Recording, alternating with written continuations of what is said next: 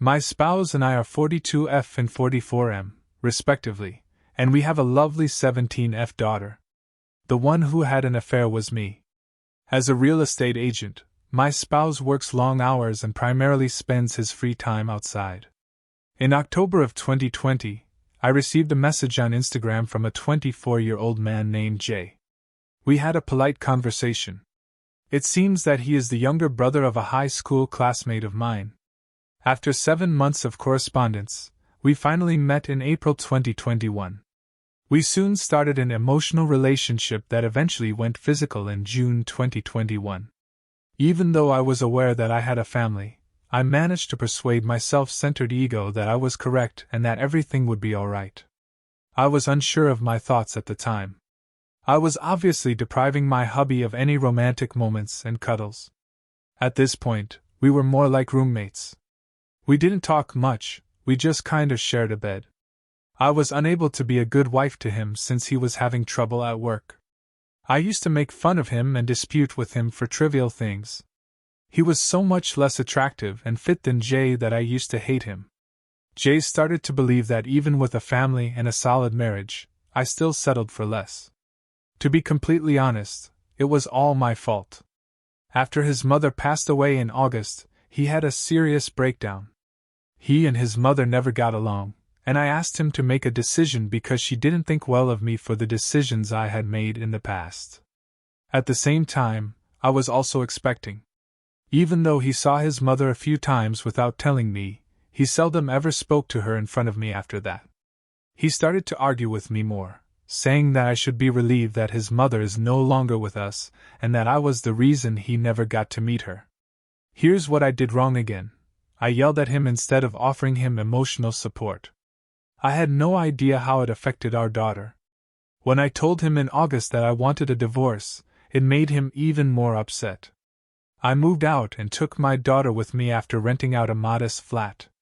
I informed her that her father was going through a mental breakdown and was starting to abuse her emotionally, therefore I didn't want her around him. Jay used to come visit us on sometimes. They became friends since they had similar gaming habits, and I believe, played the same game when I introduced her to my daughter. On September 24th, things took the worst possible turn. My kid just made it out before Jay made an attempt to get close to her and phone her father. She tried to contact me when I was at work, but I was using my phone on mute, so she was unable to do so.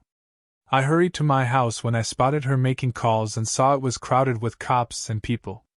Jay suffered a broken jaw, inflamed eyes, and a broken arm when he was taken to the hospital. My kid had been crying and had red eyes when she told the cops everything. When I attempted to comfort her, she pushed me away. No charges were brought against my husband because he had friends in the department, and my daughter was the victim. After the police verified that Jay was abusing my daughter, he was released. That evening, once things had settled down a little, my husband and my daughter contacted me and requested the truth. Back then, I told him the truth. I told him this was the worst mistake I'd ever made. I begged and cried with him, and I never imagined things would end up the way they did. My daughter calling me a home wrecker hurt me more. My spouse announced that we would be divorcing him and taking our daughter with him. In addition to requesting complete custody, he has filed for divorce on the basis of adultery. I told him I wanted a chance, I wanted to work on our marriage. I'm not getting through to him. I severed all ties with Jay on October 2nd. Jay does, in fact, have a girlfriend.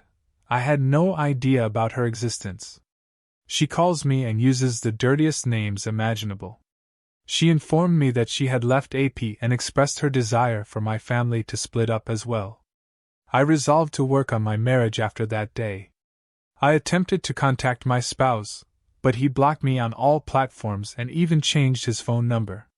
I started reading literature, going to individual counseling, and making an effort to be completely honest. My daughter and I had a conversation, but she doesn't want to call.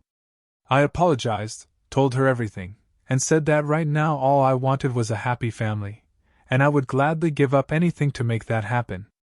She apologizes to me for upsetting the happy family and home, saying I'm self-centered and that I would have kept her father in the dark in order to start over with Jay.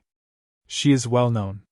She also informed me that her brother and sister, who are much kinder than I am, are being introduced to her by her father. I apologize for this. I need advice to improve my marriage, but I'm new to Reddit and I'm not sure if this is the appropriate place to post. I became aware of what I had done. Hi, I have an update, but I'm not sure how to link. I've spoken with my spouse, and we're both attempting to focus on improving ourselves at the moment, and take things day by day. Since I started treatment, I've been doing really well, and our communication has greatly improved. I've figured out a few strategies to keep my cool when he doesn't respond, which is typically due to work or rating. I'm concentrating on my desires for our connection and my insecurities with the assistance of my therapist. I've told him that I really do love him, and that I'm going to work on improving myself, and showing him who I really am. I admitted to him that I made a mistake and that all I could do was work to win his trust. I have applied to every caregiving position I can find, but I have received no response or calls. I started applying everywhere: fast food restaurants, petrol stations, offices, hell, even retail establishments due to the season, and got nowhere. It annoyed me, and I started to feel angry and depressed. My primary mode of transportation is public transportation, so I can't go too far without spending many hours on his roads, and my job doesn't have any clients nearby. Our communication is working better now. He seems willing to chat, but I still have a long way to go. I told him that I wanted us to be a family and that I was disappointed that we wouldn't be spending the holidays together. He said, "You're not proving yourself, and I haven't gotten a job." I have to clarify that I've applied everywhere, really. There are eateries, movie theaters, and nothing everywhere. I'm making a lot of effort, so when I don't succeed, I get frustrated and feel unworthy. We decided it's not the perfect time for us to be together right now. He is waiting for me to take care of myself because he is sick of having to financially support me.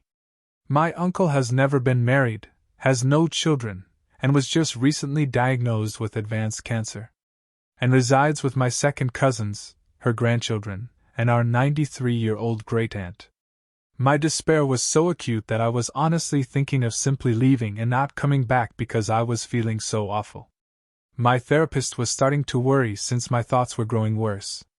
My mother is unable to take time off from work to care for him and was considering quitting to take care of her younger brother since she wants to save money to get her uterus removed.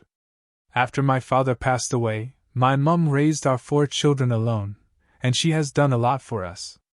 My uncle went from being a violent alcoholic and drug abuser to a diligent worker, tidy, and devout man. I'm rather proud of all that he has accomplished. I moved in with my uncle because I felt he required care, and because I am trained in oncology care, I could help him after chemo. It's greatly improved now. I have been keeping a close eye on him, observing his food and drink intake as well as cleaning the restrooms both before and after guests leave to prevent cross-contamination. Next month, when he applies for Social Security, I can receive paid to look after him. My spouse is okay with my taking care of him. He's also pleased with my uncle's accomplishments. Even if I've made progress, I still have a long way to go. My cousin told me that I was supposed to be here for him, and my family is quite religious. Since I told her that I wanted to diet and reduce weight, she has been supporting me spiritually, and has assisted me in beginning a new healthy lifestyle. I want to say thank you to everyone who gave me advice. I'm trying harder every day. My anxiety medicine is only slightly increased, and I see a therapist twice a week. We are gradually working through my personal traumas and our marital problems. I've resumed cooking, and it's going really well. While my doctor advises taking things one step at a time, I haven't started writing like I used to. Background: I'm a 32-year-old woman married to S, a 36-year-old man. Our son is 6 years old. My spouse's job pays well, but it takes a lot of labor, which is why he wasn't paying much attention to us. We both gained a lot of weight, and COVID placed us in lockdown if that wasn't enough. We started to spend less time in our bedroom after that. I've started going to the gym and eating better this year. In addition to getting healthier, I've made new friends, both male and female, with whom I now meet out twice a week. You see, I never really went out or stayed up late since I was an introvert. It's wonderful to experience life to the fullest and all of its thrills. In addition, I spent a good deal of money on a trip that I took with my friends against the preferences of my husband, something he finds quite annoying. My spouse looks after my son for the most part of the day while working 7 or 8 hours a day. Despite my requests for him to accompany me to the gym, he consistently declined. During this time, we grew farther apart without realizing it. He started preparing his own food and stopped calling me to find out where I was going. It appears that he gave up. After noticing this a few times, I too started to feel resentful, wondering why he wouldn't just ask me or talk to me. August is when we are currently in 2 months from now. He announces that he has been promoted. He was anxious and unable to focus on anything else because he was concerned about whether he would survive. He expressed regret and promised to make it up to me. Things started to go better in our lives. We began going out often for sex, but for some reason I didn't feel attached to him. It seems as though my attraction to him has faded. He had gained a few pounds but wasn't fat or overweight, and I didn't find him attractive. Our son had a high fever, which was my fault, so our September date night was postponed. I repeatedly informed him that I wasn't interested in going on dates with him since I was depressed and needed time, in addition to the fact that we had to visit my parents. I told a falsehood about it. I simply wasn't drawn to him. I was fit and enjoying the attention I was getting, along with all of my pals. Thus, throughout the ensuing months, there was this back and forth. We had another lifeless night in our bedroom until I gave in last week, at which point we scheduled a date night. 4 days ago, our son was with a sister while we were gone. We went to our favorite spot and had a conversation. We went on our first date here, so I felt energized and was able to revisit the old memories. I sensed the chemistry and spark once more. At that point, I just so happened to run into T, one of my gym pals. He was a man of good build, and he was dating someone else. He greeted me, and I presented my spouse to him. He greeted him and asked if I would like to go out for coffee later. It happened even before my spouse had a chance to make a formal introduction. That was disrespectful to him, and it took me by surprise as well. Later, when I told him, he departed. I asked my spouse if everything was okay after noticing he seemed irrational and angry. He said, "I don't think we can do it anymore," glancing at me. I will record the chat and explain how it went. My spouse S, "I don't think we can continue." I asked, "What do you mean?" S, "I think you're betraying me. You no longer maintain the residence. The flame has faded. You're not good with our son. You and your friends have left without telling me. These days, you show no interest in listening to me or caring what I have to say. I declined to go on the trip I wrote about previously, but you went anyway, spending dollar after dollar, dollar after dollar. You don't even have time to chat to me, despite my best efforts. It's almost Christmas, and you haven't even started making plans. What has become of you? Me, well, that's not what you think it is. You were aware of my past treatment even before we met. I was despised by all. I've always been an introvert and had no pals. I apologize if you feel this way. What is going on between you and your friends? You spend more time in the gym and with them than in our home. I don't think I can even take this far. I'm gonna be blunt in here. If things are going to be like this, I want a divorce. I feel like a doormat," he said before I could finish. I became enraged at this and we got into an argument, during which I said some extremely hurtful things to him. Since we were in a public setting and he was more concerned with his reputation, he was unable to respond. He merely paid attention. When I was finished, he simply responded, "Now he definitely wants a divorce." I exploded, telling him that perhaps I ought to file for divorce since I no longer found him attractive. He then instructed me not to bother returning home, got up, made his payment, and went with me. He never so much as called me when I went to my mom's house. When I went to pick up my son, a sister informed me that my husband had already taken him. He wasn't home when I returned, and neither was our son. After that, we hardly spoke at all. After I called him, he didn't pick up the phone or text me back. I said I'm sorry and that we can work it out. I apologized to him and suggested getting married counseling. I promised to stop going to the gym and break up with my pals. I told him it wasn't what I meant to say. Although I haven't yet told my parents about it, they can see right away that something is wrong because my spouse is normally a very composed individual and would never act in this way during this holiday week without a good reason. Our Christmas is destroyed by me. Yesterday morning, he dropped my son off at my parents' house and declined to come inside or greet me. He didn't even speak with my mother or father. I have no idea what goes through his mind.